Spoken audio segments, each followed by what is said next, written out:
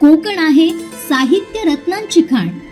याच भूमी नदीलीत साने गुरुजी, विंदा, खांडेकर, जयवंत, दळवी सारखी अनेक रत्न. हाच वारसा चालवतायत नव्या पिढीचे, नव्या दमाचे साहित्यिक. अशाच साहित्यिकांसाठी कोकण सातनं आणलं हक्काचं व्यासपीठ. जागर कोकणच्या साहित्य रत्नांचा.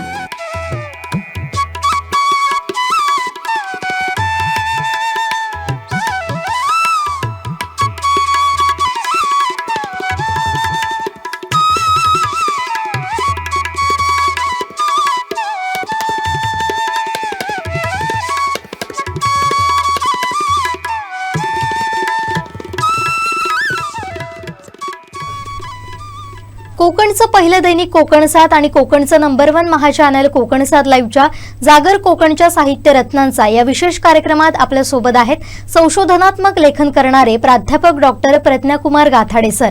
याशिवाय सामाजिक चळवळीतील सक्रिय कार्यकर्ते, विद्यार्थीप्रिय प्राध्यापक, गरीब वंचित विद्यार्थ्यांना शिक्षणाच्या प्रवाहात आणणारे संवेदनशील प्राध्यापक. जन्मभूमी जरी लातूर असली तरी कर्मभूमी दोडामार्गच्या सर्व क्षेत्रात जीव ओतून योगदान देणारं हे आगळं संवेदनशील व्यक्तिमत्व. त्यांच्या प्रवासाबद्दल आज जाणून घेणार आहोत आणि आपल्या सोबत आहेत दैनिक कोकण 7चे संपादक संदीप देसाई सर.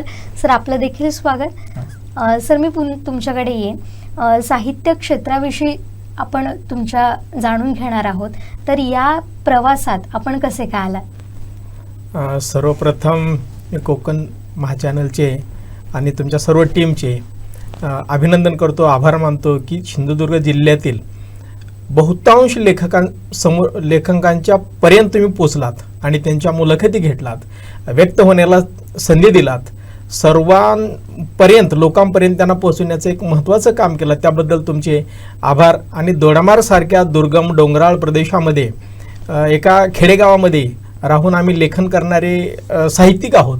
आमची दखल शक्यतो मोठी चॅनल घेत नाहीत, पण तुम्ही दखल घेतलात त्याबद्दल तुमचे पुन्हा आभार.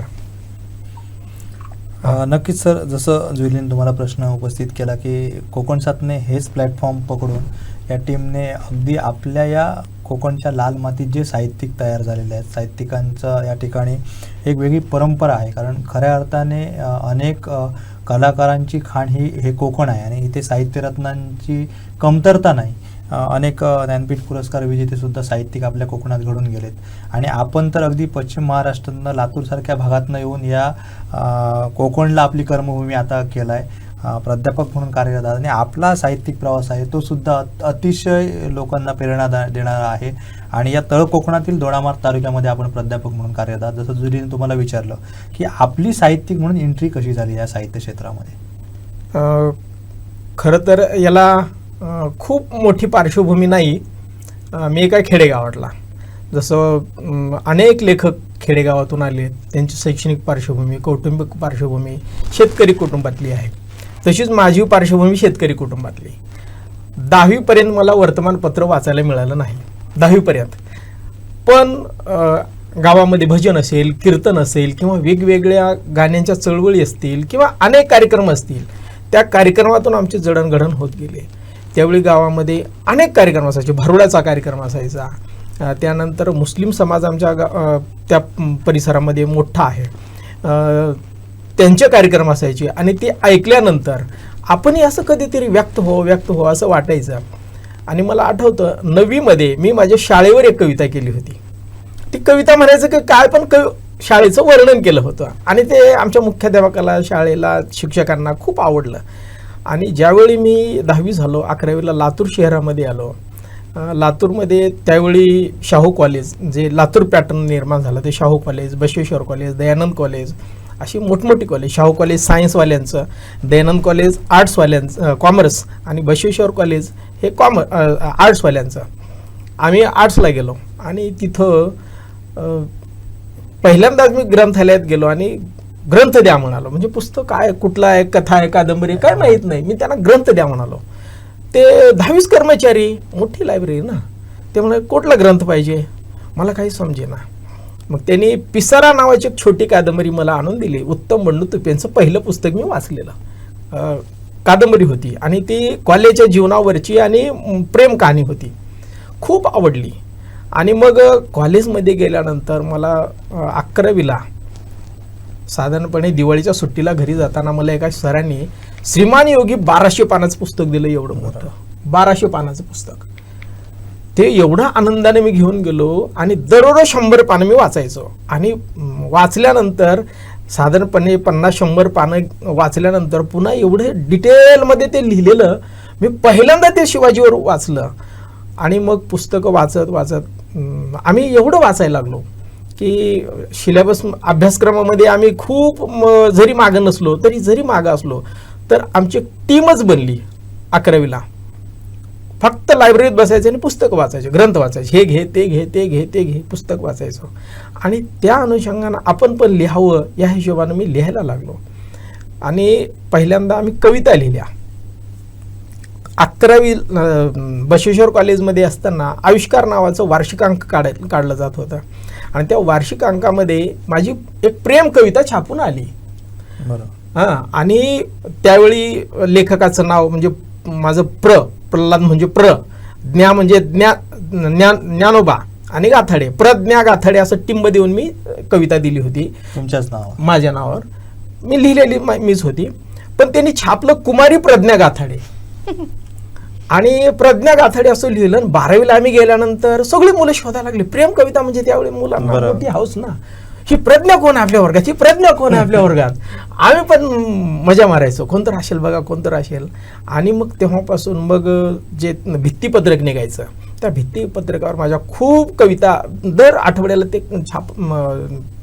निघायचं ना, त्याच्यावर दर आठवड्याला माझी कविता यायची. कुमारी प्रज्ञा गाथाडे असं टाकण्याऐवजी मी प्रज्ञा कुमार गाथाडेनं 12वीपासून लिहायला लागलो. आणि मग असं कविता लिहिल्या. कवितेनंतर मग कथा लिहिल्या. कादंबरी काही लिहिल्या नव्हत्या, पण कथा कादंबरी असं लिहित गेलो. त्यानंतर माझं BA ला आल्यानंतर तिथंच एका दैनिकामध्ये मला नोकरी मिळाली. त्यावेळी 300 रुपये मला महिना होतं. 300 रुपयाच्या नंतर पुन्हा 600 झाले, 1000 झाले, 1500 झाले, म्हणजे हायेस्ट. आणि माझा खर्च भागायचा. दैनिकामध्ये काम करून मी शिकायचो. त्यामुळे बातम्या लिहायच्या की लेखन करायचं? बातम्या लिहायच्या, लेखन करायचं. संपादकीय सुद्धा अनेक वेळा संपादकानं मला दिलं. म्हणजे तिथलं जिल्हा दैनिक होतं. संपादक एवढा म्हणजे ग्रेट माणूस की मला ते संपादकीय सुद्धा लिहायला मोकळीक दिली. तुम्हाला तिथनं आवड झाली? आणि मग लिहिण्याची आवड झाली. मग पण एक झालं, दोडामार्गला ज्यावेळी मी आलो 2001 ते 2013 या कालखंडात माझं खूप असं वाचन झालं नाही, खूप असं लिखाण झालं नाही. आणि भविष्यामध्ये मी काही पुस्तकं लिहीन, माझे प्रसिद्ध होतील, हे सुद्धा या 12-14 वर्षामध्ये मी विसरून गेलो होतो. पण 2014ला म्हणजे आमचं ग्रँड आलं 12ला, त्यानंतर 13पासून आमची पगार चालू झाली. 14ला नॅक झालं, बाहेर पडलो. आणि गावाकडे गेल्यानंतर जे लिहून ठेवलेलं बाळ बांधून ठेवलेलं होतं ते घेऊन आलो. आणि म्हणलं ह्याच्यातलं काही करूयात. आणि मग काही कथा काढल्या, त्याला दुरुस्ती केल्या. त्याच्या अगोदर मी साधारणपणे BAच्या फायनलला असताना साहित्य सांस्कृतिक मंडळाकडे माझा कथासंग्रह पाठवून दिला होता प्रसिद्धीसाठी. नवोदित लेखकाला ते पहिलं पुस्तक छापतात, त्या अनुषंगानं पाठवून दिलं होतं. पण त्यांनी परत केलं की काही कथा पुनर्लेखन करून पाठवा. आणि मी तसंच बांधून ठेवलं होतं. इथं आल्यानंतर मात्र 14च्या नंतर त्या कथेचं पुनर्लेखन केलं. प्रवीण बांदेकरला दाखवलं. प्रवीण बांदेकर म्हणाले खूप छान झालं. म्हणलं छान झालं तर प्रस्तावना तुम्हीच लिहा. त्यांनी प्रस्तावना लिहून दिली. पहिलं पुस्तक आलं. आणि मग मी आता ठरवलं की आता आपण थांबायचं नाही, कारण प्राध्यापक म्हटल्यानंतर स्थिर माणूस असतो, मुलं असतात हातामध्ये, काही आपल्याला करता येतं. या मुलांसाठी किंवा समाजासाठी नवीन ज्ञान निर्मिती आम्ही प्राध्यापकांना नाही करायचं तर कोण करायचं. आणि मी एक असा पगार करणारा प्राध्यापक नाही. फिरणं, मुलांबरोबर जाणं, वेगवेगळ्या ठिकाणी जाणं, काही संशोधन करणं, काही लोकांच्या मुलाखती घेणं, डेटा जमा करणं, असं मला आवड असल्यामुळं भविष्यात मला लिहायला आवडेल.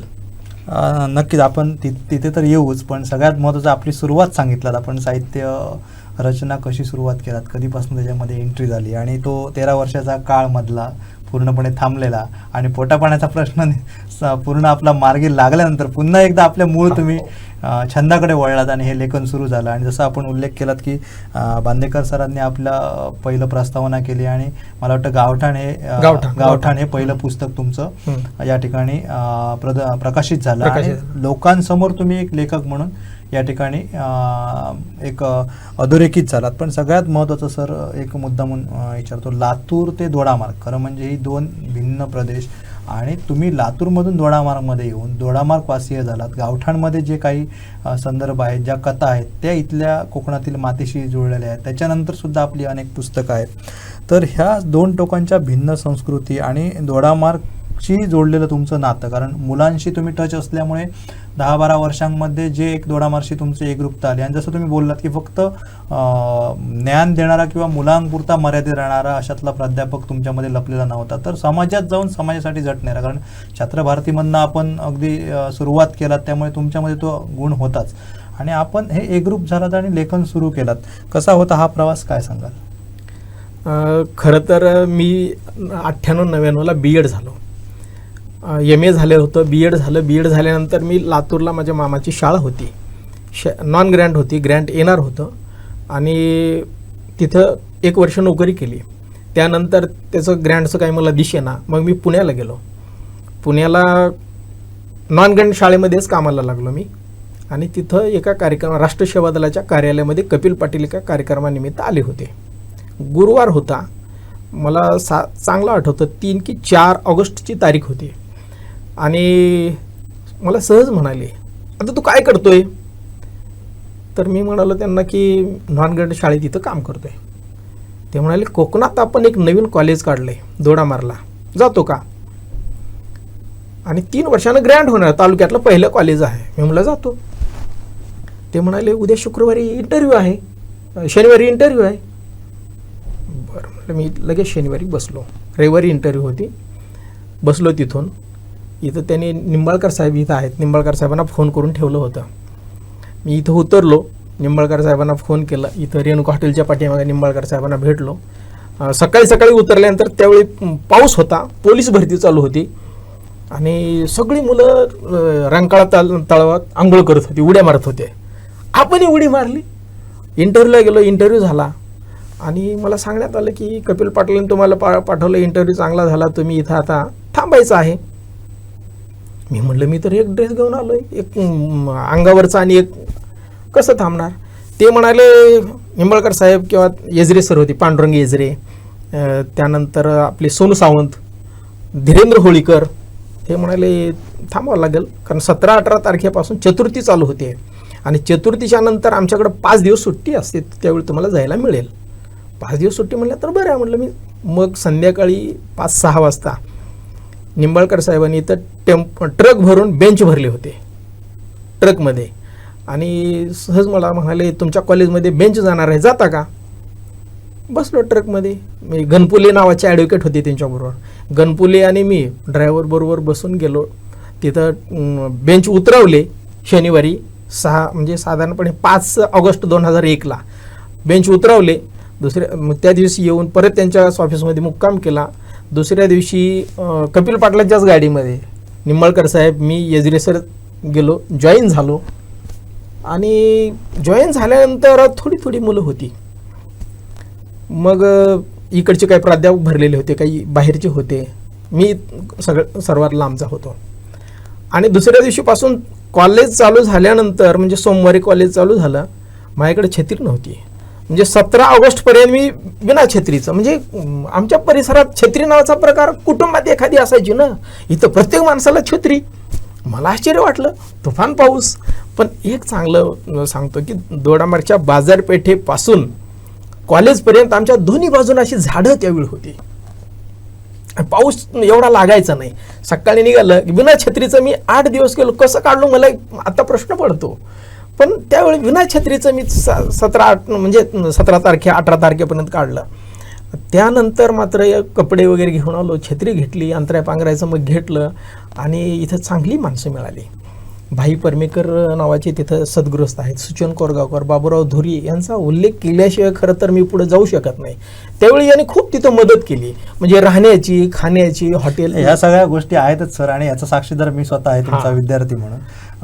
हे तर आपण ऐकूच, पण जे आपला साहित्यिक प्रवास तिथून सुरू झाला, म्हणजे जो थांबलेला साहित्यिक प्रवास होता, तुम्ही इथे खऱ्या अर्थाने जसा उल्लेख केलात की एक रोजगारासाठी इथे आलात आणि त्या कॉलेजचे प्राध्यापक बनून गेलात आणि आजपर्यंतचा तुमचा प्रवास हा राहीलच. पण तिथनं मग जो थांबलेला प्रवास होता तो आपण सुरू केलात, या तालुक्याशी एकरूप झालात. त्या दृष्टीने काय अजून आठवणी आहेत त्या तुम्ही आता जी सुरुवात सांगितलात, कशा पद्धतीने तळ कोकणात आलात आणि तळ कोकणचे कसे झालात हे सांगितलं, ते ऐकायला अजून आवडेल. म्हणजे इथं कसा झालो तेच सांगतोय. इथं थांबल्यानंतर मुलं एवढी प्रेम करायला लागली की मुलांना आणण्यासाठी गावागावात गाडी घेऊन जावं लागत होतं. माझ्याकडे गाडी नाही. इथं संतोष भाट नावाचे कृषी सहाय्यक होते आणि अनिल आहेरे नावाचे तलाठी एक आहेत, हे तिथं कुमरलला तलाठी होते. या दोघांची गाडी मला मिळायची. त्या दोघांची गाडी घ्यायचं, मी गावागावात मुलं आणायला इतर प्राध्यापकाप्रमाणे जायचं, स्थानिकचा एक व्यक्ती घ्यायचा. आणि हे सगळं बघितल्यानंतर हे डोंगराळ रस्ते, प्रचंड जंगल, प्रचंड पाऊस, मला चांगला आठवतं मी 3-3 वेळा भिजलो, पण मला त्यावेळी काही झालं नाही. 3-3 वेळा भिजलो मी. म्हणजे त्यावेळी रेनकोट घालावा आणि फिरावं ही संकल्पनाच नव्हती. तसंच फिरायचं आणि सुकून जायचं. तर त्यानंतर काही धनगर समाजाची मुलं दूध घेऊन यायचे. ज्यावेळी आम्ही दूध मागायचो, दूध घेऊन यायचे, त्यांना आम्ही पैसे द्यायचो, तो भाग वेगळा, पण त्यांना आनंद वाटायचा की सरने आमचं दूध मागितलं. भाजी घेऊन यायचे आणि त्यांच्या गावागावातले जे कार्यक्रम आहेत त्या कार्यक्रमाला बोलवायचे. तर या अनुषंगानं या ठिकाणची मग ज्या लोककला आहेत त्या लोककलाचा मला परिचय झाला. मग चपई असेल, तालगडी असेल, फुगडी असेल, त्यानंतर आपला धालोत्सव असेल, रणमाला असेल, ह्या सगळ्या लोककला मी रात्र पिकोळे नावाच्या गावात मी 5 दिवस, म्हणजे आपला पुढारीचा पत्रकार दोडामारचा रत्नकांनी मला सांगितलं की ढालोत्सव आहे, तुम्ही या. 5 दिवस मी गेलो, 5 दिवस बघितलं. आणि हे फक्त ढालोत्सवच नाही, प्रत्येक कला अशी जवळून बघण्याचा योग आला. आणि म्हणालो खूप प्रचंड आहे इथं, जंगल आहे, झाडी आहे, डोंगर आहे, प्राणी आहेत, पक्षी आहेत, लोककला आहेत. आणि याच्यामध्ये मी एवढा रमून गेलो की मी इथला कधी झालो हे मलाच कळलं नाही की इथलं साहित्य हे वेगळं आहे. वेगळं म्हणजे माणसाचं साहित्य आहे, इथली लोककला भेटणारी आहे. आणि त्यावर मग कधीतरी लिहावं असं डोक्यात येत होतं, पण लिहीन की नाही हे नव्हतं. 2006ला मी 5ला विरडीला गेलो. दुसरी बॅच होती याची तुमची 5ची ना, तर मग 6ची. 2006ला विरडीच्या धबधब्याला सांगितलं. काही मुलं सांगितले की विरडीला धबधबा खूप मोठा आहे, चला विरडीला. आणि विरडीला साहेब पहिल्यांदा गेलो, काही माहीत नाही. त्या एकच प्रेमनाथ गवस काहीतरी होता तिथला, नाही प्रेमनाथ गवस ही नंतर आला. तिथला एक मुलगा घेऊन आम्ही सगळी मुलं त्या खड्ड्यामध्ये उडी मारायला लागली. त्यानंतर 2011-12ला काहीतरी तिथं 3 मुलांचं निधन झालं.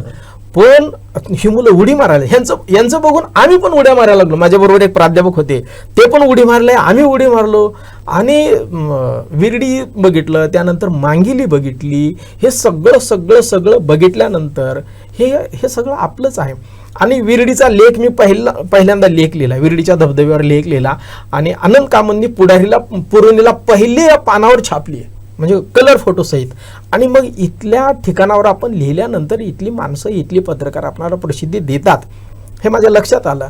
मग मी इथली देवराई असेल, इथल्या लोककला असेल, इथले धबधबे असतील, अनेक मुलांनी मला सांगितलं की या ठिकाणी ही आहे, मुलांना घेऊन जायचो. या ठिकाणी ती आहे, तिकडे मुलांना घेऊन जायचो. आणि त्यातून मग दोडामारचं साहित्य निर्माण झालं.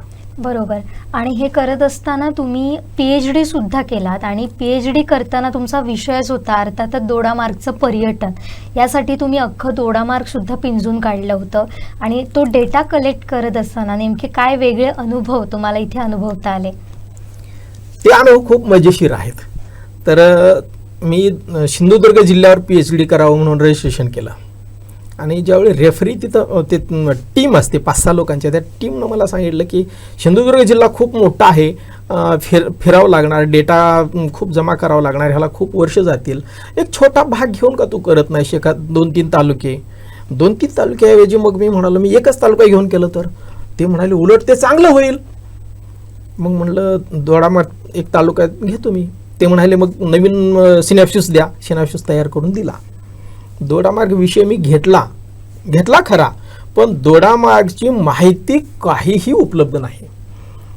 मग मी सिंधुदुर्ग जिल्ह्याचं गॅजेट काही उपलब्ध होत नाही. रत्नागिरी जिल्ह्याचं गॅजेट बघितलं. रत्नागिरी जिल्ह्याच्या गॅजेटमध्ये कसई नावाचं छोटं गाव आहे, मनेरी आहे, सासुली आहे, तिथले घरं आहेत, लोकसंख्या आहे, पण दोडामार्गचा उल्लेख काहीच नाही. आजही तुम्ही रत्नागिरीचं गॅजेट बघितलं 50 वर्षापूर्वीचं, तर दोडामार्ग नावाचा उल्लेखच नाही.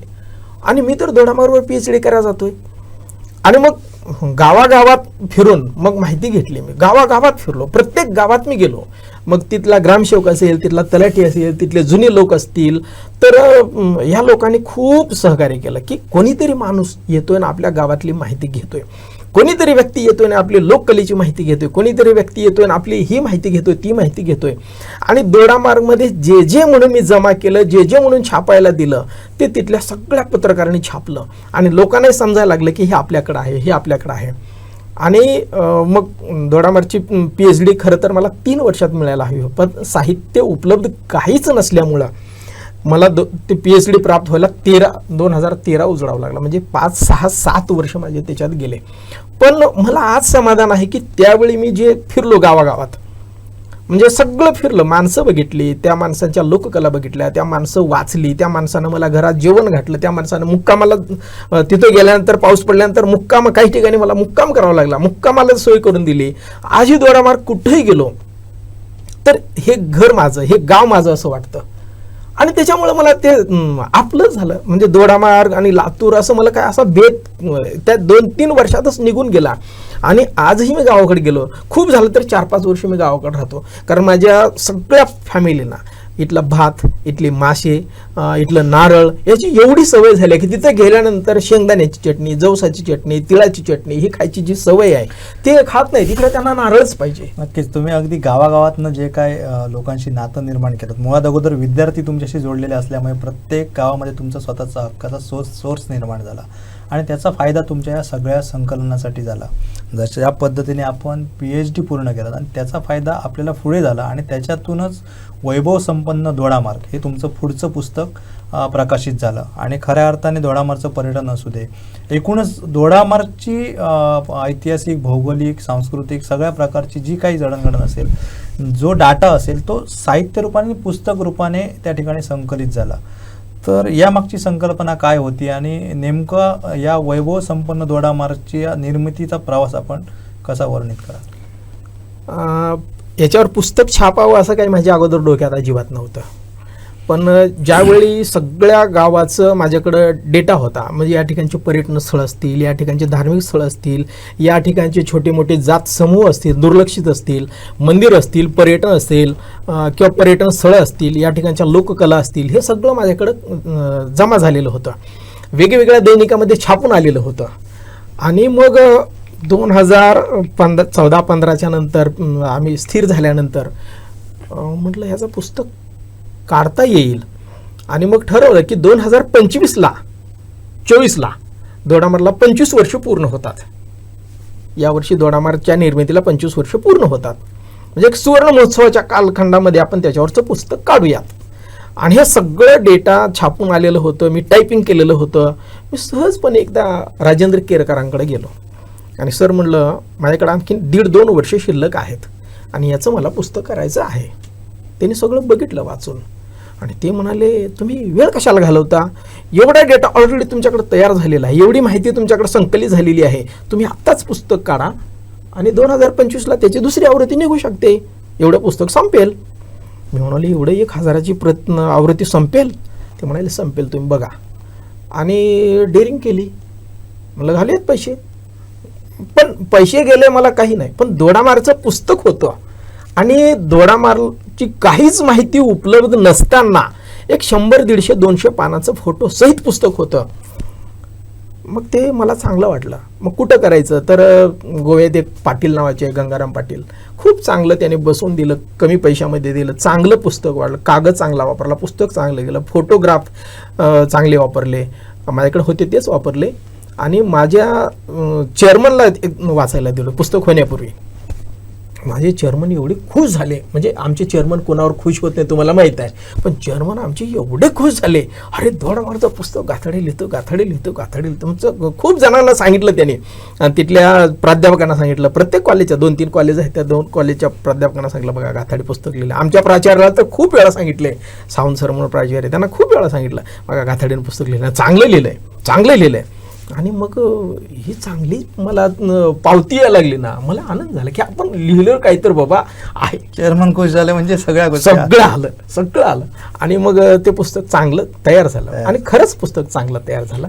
त्याला काही पुस्तक गेली नाही, तो भाग म्हणजे ज्या पद्धतीनं पुस्तक विकायला हवं होतं. सर पुस्तक निश्चित चांगलं झालं, कारण पत्रकारांनी आतापर्यंत अनेक गोष्टी लिहिलेल्या होत्या, पण अशा प्रकारचा डाटा संकलित होणं आणि इत्थंभूत गावागावातील माहिती देणं हे त्या पुस्तकामध्ये आज एक डाटा तो अजरामर झाला. म्हणजे प्रत्येक पुढच्या दोडामारच्या नागरिकाला एक आपण जर मागची पानं जर चाळायची असतील तर मला वाटतं हे पुस्तक हाताळायला हरकत नाही, इतकं सुंदर पुस्तक ते तयार झालंय. हो, नाही पुस्तक खरंच तयार झाले, चांगलं आहे. मी माझं पुस्तक म्हणून म्हणत नाही, पण पुस्तक चांगलं झालंय. ऐतिहासिक दस्तावेज म्हणून मला त्याच्याकडे बघायचं आहे. आणि केरकरांची संकल्पना तीच होती की ऐतिहासिक दस्तावेज व्हावं, तसं ते झालेलं आहे. सर फार कमी पुस्तकं किंवा फार कमी माहिती असणारी पुस्तकं दोडामार्गवर आहेत, त्यातलं एक तुमचं एक पुस्तक म्हणावं लागेल. तर या वैभव संपन्न दोडामार्गमध्ये नेमकं काय वेगळे पण तुम्ही त्यात हेरलं आणि कुठल्या संकल्पनेवर आधारित हे पुस्तकाची निर्मिती झाली? दोडामारवर कमी म्हणण्याऐवजी दोडामारवर पुस्तकच नाही. आता संदीप गौस तिथले देसाई दोडामारचे आहेत, दोडामारवर मुळात पुस्तकच नाही, बरोबर आहे. असेल तर मी परत दुरुस्त करतो, पण दोडामारवर पुस्तक नाही एक झाला. आणि हे सगळी माहिती दोडामारचं एवढं प्रचंड वैभव आहे की आज दोडामारला महाराष्ट्राचं अमेझॉन म्हणतात.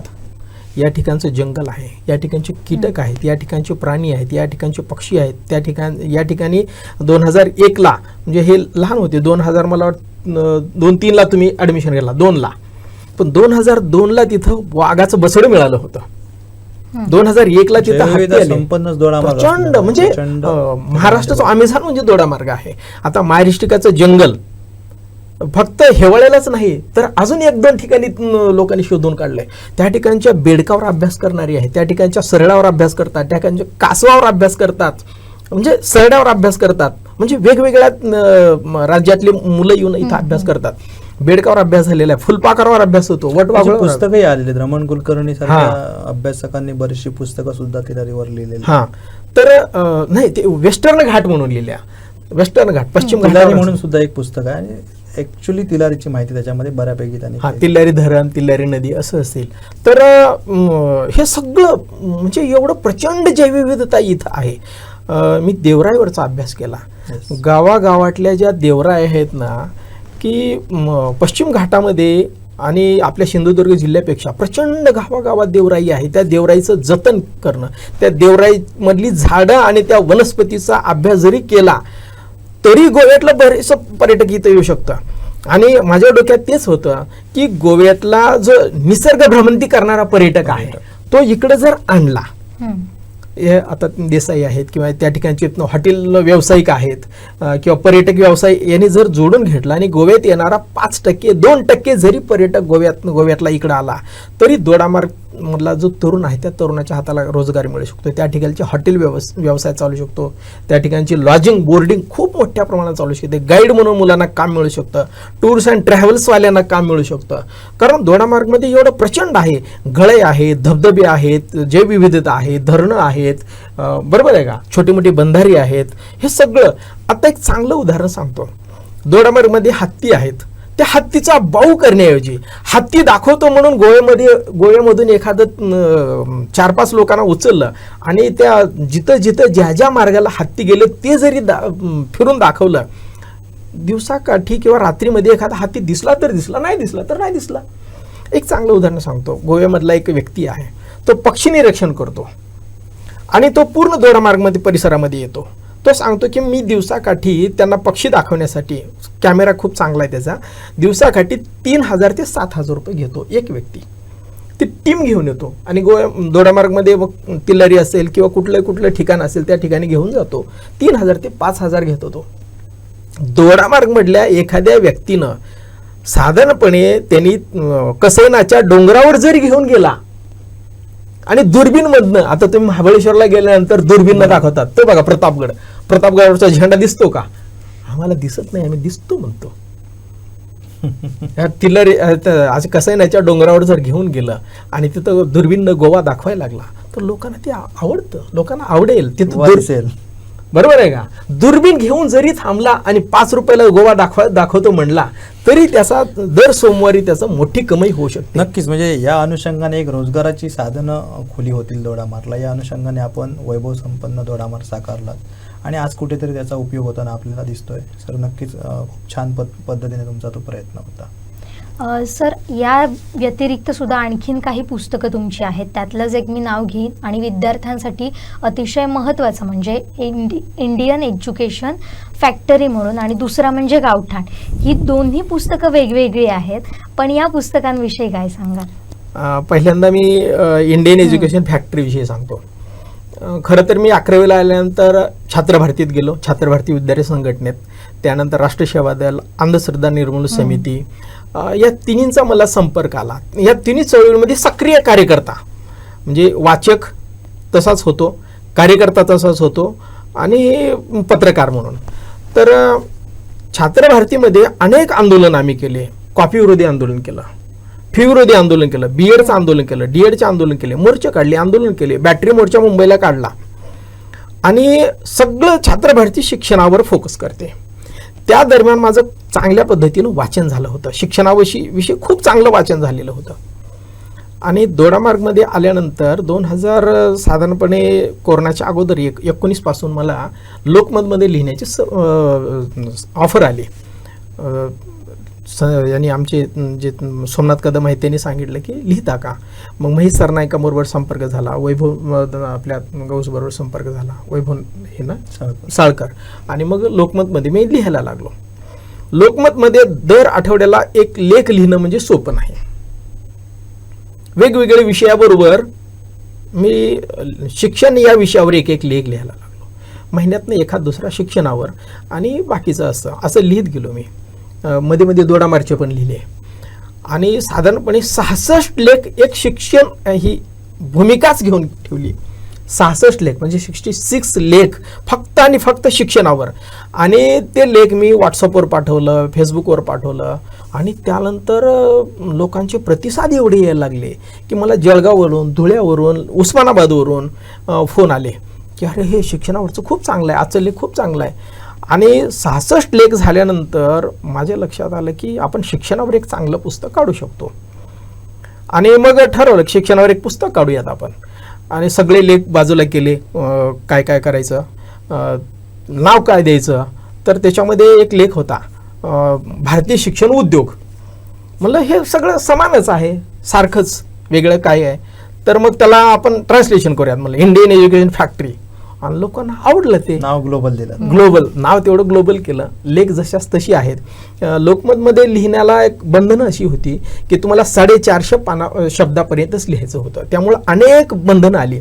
त्याच्यामध्ये शिक्षणावरच्या आपल्या भारतीय परंपरा आहेत, इंग्लंडच्या परंपरा आहेत, वेगवेगळ्या देशातल्या परंपरा आहेत, आपली अगोदरची परंपरा, आजची परंपरा आहे, व्यावसायिकरण कसं झालं, आधुनिक शिक्षण आहे, कॉम्प्युटर शिक्षण आहे, त्यानंतर ऑनलाईन शिक्षण आहे, त्यानंतर बदललेलं नवीन शैक्षणिक धोरण आहे, त्याचे फायदे तोटे आहेत. असं सगळं शिक्षणावर मी लिहिलेलं आहे. आणि मग ते पुस्तक कोल्हापूरच्या प्रकाशन संस्थेनं प्रकाशन केलं. खरं तर या पुस्तकावर गावठाण असेल किंवा इंडियन एज्युकेशन फॅक्टरी असेल, प्रकाशन संस्थेनंच काढलं ते पुस्तक, त्यामुळं मला त्याचा खूप मोठा भार पडला नाही आणि त्यांनी पुस्तक संपवलं. आता दुसरी आवृत्ती काय करतात तो बघूयात, पण पुस्तक संपवलं, चांगल्या पद्धतीनं पुस्तक ते आलेलं आहे. सर, गावठाणचा मुद्दा राहिला आहे. हां, तर गावठाण पुस्तकाची निर्मिती आणखीन वेगळीच आहे. कॉलेजमध्ये असताना मी जशा कविता लिहायचो तसं कथा पण लिहित होतो, लेख लिहित होतो. या सगळ्या कथा मी तुम्हाला अगोदर थोडा उल्लेख केला बघा की मी साहित्य सांस्कृतिक मंडळाला पाठवलं होतं, पण ते रिराईट करून पाठवा रारो बोराडे साहेब सरांना सुद्धा माझा संपर्क होता. मी फोन केलं होतं. ते म्हणले अरे कथा चांगल्या आहेत, रिराईट करून पाठव. लक्ष्मण गायकवाड नावाचे लातूरचे मोठे साहित्यिक आहेत, साहित्य अकादमी पुरस्कार प्राप्त. त्यांनी प्रस्तावना लिहिण्याचं त्यावेळी मान्य केलं होतं, पण त्यावेळी झालं नाही. आणि B.Ed झालं, इकडं दोडामारला आलो आणि ते सगळं बाळ मी बांधून ठेवलं होतं. कारण इथं 2013 पर्यंत आमचा पगार, आमचं पोटाची पुंजी काही भागत नव्हती. त्यामुळे त्या भानगडीत पडू नये या विचारात मी होतो. पण 14च्या नंतर मी गावाकडे गेलो, सगळं आणलं आणि काही कथा रिराईट केल्या. अजूनही माझे 2-3 कथासंग्रह होतील एवढ्या कथा माझ्याकडे आहेत. म्हणजे कथा थोड्या नाहीत, 2-3 कथासंग्रह सहजपणे होतील. गावठांमध्ये तुम्ही नेमक्या कुठच्या कथा समाविष्ट केल्या? सांगतो. तर 2-3 कथासंग्रह होतील एवढे कथा आहेत. आणि मग गावठांमध्ये काही मोजक्या चांगल्या कथा घेतल्या. वारी एक घेतली, पाण्यावरचा प्रश्न घेतला. त्यानंतर एका शिक्षकाला कसं छळलं जातं, शिक्षकाचे प्रश्न आहेत, म्हणजे आजूबाजूचं त्याचं वातावरण आहे. त्यानंतर स्मशानभूमीचा प्रश्न आहे. आजही नाही म्हटलं तरी आपल्या जिल्ह्यात सुद्धा स्मशानभूमीचे प्रश्न प्रचंड आहेत. स्मशानभूमीचा प्रश्न आहे. त्यानंतर बदललेलं सगळं वातावरण, अशा 11 कथा घेतल्या मी आणि सुगावाला पाठवलं. सुगावामध्ये त्यावेळी एक चांगले प्रकाशक होते, त्यांना फोन केलं मी, असं कथासंग्रह. ते म्हणाले बघ कथा चांगल्या असतील तर मी घेतो, नाहीतर मी घेत नाही. म्हटलं तुमचं सगळं माहीत आहे, तुम्हाला योग्य वाटलं तरच घ्या. आणि त्यांनी त्या कथा घेतल्या आणि मला 6 महिन्यातच सांगितलं की मी तुझा कथासंग्रह घेतोय. मला आनंद झाला की सुगावासारखं प्रकाशन घेते म्हणजे. आणि त्याने कथासंग्रह काढला, त्या कथा प्रकाशित झाला. यांना दाखवल्यानंतर हे पण बांदेकर म्हणाले कथा चांगली आहेत, कथा चांगली आहे तर तुम्हीच लिहा म्हणालो. त्यांनी प्रस्तावना लिहिली आणि प्रकाशनाचा कार्यक्रम दोडामारला ठेवला. लॉकडाऊनच होतं आणि देसाई साहेबांनी ते लाईव्ह केलं. लोकांना एवढं भावलं की त्यामधल्या कथा साधारणपणे 8-10 जणांनी त्याच्यावर परीक्षण लिहिलं. महाराष्ट्रातल्या मोठमोठ्या साहित्यिकांनी, समीक्षकांनी त्यावर परीक्षण लिहिलं. त्याच्यावर पुस्तक काढायचं पण ते चालू होतं मागे, पण ते काय गेलं त्यांनी मला माहीत नाही. आणि मग त्याला 3-4 पुरस्कार मिळाले. एक अण्णाभाऊ साठे साहित्य पुरस्कार मिळाला, डॉक्टर बाबासाहेब आंबेडकर साहित्य अकादमीचा पुरस्कार मिळाला. त्यानंतर अजून एक पुरस्कार विठ्ठल वाघ तिफन, विठ्ठल वाघाच्या नावे, मोठे कवी आहेत विठ्ठल वाघ, तुम्हाला माहीत असणार. विठ्ठल वाघाच्या नावे तिफन पुरस्कार दिला जातो अकोल्याचा, तो पुरस्कार मला मिळाला. अजून एक पुरस्कार, असे 4 पुरस्कार गावठाणला मिळाले. आणि म्हटलं की आपण कथाही चांगल्या गावठाणने खऱ्या अर्थाने तुम्हाला साहित्यिक म्हणून ओळख करून दिली. सर, या सगळ्या साहित्यिक वाटचालीबरोबर, आपल्या प्राध्यापकीय वाटचालीबरोबर जी आपण सुरुवात सांगितलं, म्हणजे या सामाजिक चळवळीमध्ये जी आपला समावेश होता, राष्ट्रसेवा दल, छात्र भारती, अनिस, अशा सगळ्या सामाजिक संघटनांमध्ये तुमचा सक्रिय सहभाग होता. त्यानंतर कॉलेजमध्ये आल्यानंतर आपण विद्यार्थी घडवत गेलात. विद्यार्थ्यांना अशा प्रकारच्या तुमच्या सामाजिक चळवळीतील अनुभवाने अधिक आपण त्याच्यामध्ये वृद्धिंगत करत गेलात. एकूणच जर सगळं हे आपण तुमचा हा अनुभव पाहिला आणि प्रत्यक्ष सहभाग पाहिला, तर विद्यार्थी घडविताना या सगळ्या गोष्टींचा तुम्हाला कसा फायदा झाला? खरं तर राष्ट्रसेवा दल, छात्र भारती आणि अंधश्रद्धा निर्मूलन समिती हे विद्यार्थी केंद्रितच आहेत. की विद्यार्थ्याला वैज्ञानिक दृष्टिकोन द्यावा, विद्यार्थ्यामध्ये जातीविषयी, धर्माविषयी जे अनास्था आहे की हे दूर करावं. आणि सगळ्यात महत्त्वाचं मी आत्ता म्हटल्याप्रमाणे वैज्ञानिक दृष्टिकोन हे झाल्यामुळं छात्र भारतीचे शिबिर असतील, प्रशिक्षण शिबिर असतील, अधिवेशनं असतील, इथून आमची वैचारिक बैठक झाली. छात्र भारती, राष्ट्रसेवा दल, अनिस यामधून वैचारिक बैठक झाली, विचाराची बैठक पक्की झाली की आपल्याला हे चुकीचं काय आहे ते मला बरोबर कळतं. मी डावीकडे झुकलेलं नाही आणि उजवीकडे तर नाहीच नाही, पण विचाराची बैठक पक्की झाल्यामुळे मी विद्यार्थ्यांना सांगतो की हे खरं आहे, हे डावं पण चुकीचं आहे, हे जे चुकीचं आहे ते चुकीचं, आणि हे उजवं हे चुकीचं आहे, हे खरं आहे. आजच माझ्या कॉलेजमध्ये आमची एक चर्चा झाली होती की या देशामध्ये आजचं लोकसंख्येवरून जे होतं किंवा जातीवरून होतं, धर्मावरून होतं, तर त्यांना पुस्तकच दिलं, हे बघा हे पुस्तक आहे. तर बैठक पक्की झाल्यामुळं मला विद्यार्थ्यांना सांगता येतं की हे खरं आहे, चुकीचं सांगता येत नाही. आणि मलाही पटत नाही की मी एक प्राध्यापक आहे, मी वाचलं पाहिजे, आजूबाजूचा आढावा घेतला पाहिजे. आज देशामध्ये, देशाच्या बाहेर काय चालू आहे, मग साहित्य चळवळीत काय आहे, विद्यार्थी चळवळीत काय आहे, राजकारणात काय आहे, त्याचा आढावा घेतला पाहिजे आणि त्यातलं विद्यार्थ्याला खरं सांगितलं पाहिजे. तो मला फायदा झाला. ह्या सगळ्या चळवळीचा सत्याला सत्य म्हणण्याचा मला फायदा झाला. दाभोळकर कधीही हे असं आहे ते तसं आहे खोटं अजिबात सांगत नाही. हे सत्य हे आहे, कारण ह्याची पार्श्वभूमी ही आहे, याची निर्मिती प्रक्रिया ही आहे, याच्या पलीकडे दुसरं काहीच नाही. आणि तेच मलाही वाटतं की हे खरं आहे, खरं ते खरं. म्हणून वैभव संपन्न दोडामार्गचं पुस्तक घ्या किंवा गावठाण घ्या किंवा इंडियन एज्युकेशन फॅक्टर घ्या, त्याच्यामध्ये असा खोट्याचा लवलेश किंवा झापडपंद असं काहीच नाही. सत्य आहे ते सत्य आहे. आजच्या देशातल्या मुस्लिमांची स्थिती काय आहे, आजच्या दलितांची स्थिती काय आहे, आजच्या ब्राह्मण समाजातली स्थिती काय आहे, हे सगळं त्या पुस्तकामध्ये. या सगळ्या संघटनांशी तुम्ही जोडलेले असल्यामुळे साहित्यिक अभिरुची तुमच्यामध्ये अधिक निर्माण झाली, कारण खरं तर तुमचा मूळ विषय भूगोल आहे, पण तोही सोडून आपण ह्या सगळ्या सामाजिक जडणघडणी, समाजामध्ये घडणाऱ्या अशा अनेक गोष्टी ज्या आहेत त्या जवळून अनुभवल्या आणि मग त्या व्यक्त करण्याचं माध्यम आपण म्हटलं कितीतरी शब्द आहेत. आणि त्या सगळ्याचा जर सार बघितला तर आपण आज मुलांना घडवत असताना जो प्रॅक्टिकल अनुभव घेतला तो आज येत्या या संपूर्ण समाजामध्ये, धावपळीच्या या आजच्या युगामध्ये मुलांनी कसं सामोरं गेलं पाहिजे हे खरं शिक्षण आपण त्या निमित्ताने देऊ शकतो. तर अतिशय चांगलं सर, खूप चांगल्या पद्धतीने संवाद साधला. आणि सुद्धा एक महत्त्वाचा प्रश्न आहे या निमित्ताने मुद्दा म्हणून विचारतो, कारण दोडामार्गच्या एकूणच जडणघडणीबाबत सगळ्या इथल्या संस्कृती असू दे, चालीरीती असू दे, भौगोलिक असू दे आणि टुरिझम असू दे, पर्यटन, या सगळ्यावर आपण अभ्यास केलात, पुस्तकं अनेक प्रकारची निर्माण केलात. आपल्याला काय वाटतं, कारण दोडामार्गला आत्ता येत्या 27 जूनला 25 वर्ष पूर्ण होत आहेत आणि बदलतं जसं पूर्ण कोकण आहे, कोकण पुढे होत जात आहे, डेव्हलप होत आहे, तर दोडामार्गच्या डेव्हलपमेंटसाठी ह्या सगळा जो आपण अभ्यास केला ह्याच्यातनं काय नेमकं सार सांगता किंवा कोणतं नेमकं असं आव्हान करता, आपण जो स्टडी केला आहे तर दोडामार्ग जर पुढे गेलं पाहिजे, दोडामार्गने ग्रोथ केली पाहिजे, तर काय नेमकं दोडामार्गमध्ये झालं पाहिजे? दोडामार्ग विकासाला, दोडामार्गच्या प्रगतीला आणि दोडामार्गच्या रोजगार उपलब्धतेला खरं तर दोडामार्गमध्ये खूप संधी आहे. अगदी संस्कृतीपासून फक्त त्याच्याकडे व्यावसायिक दृष्टिकोनातून आपण बघितलं पाहिजे, पाहिलं पाहिजे आणि ते कसं डेव्हलप होईल हे बघितलं पाहिजे.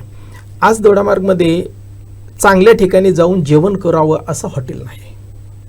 आज दोडामार्ग म्हणजे हॉटेल चालू शकतं, आज दोडामार्गमध्ये चांगला नाश्ता मिळेल असं ठिकाण नाही. बरोबर आहे.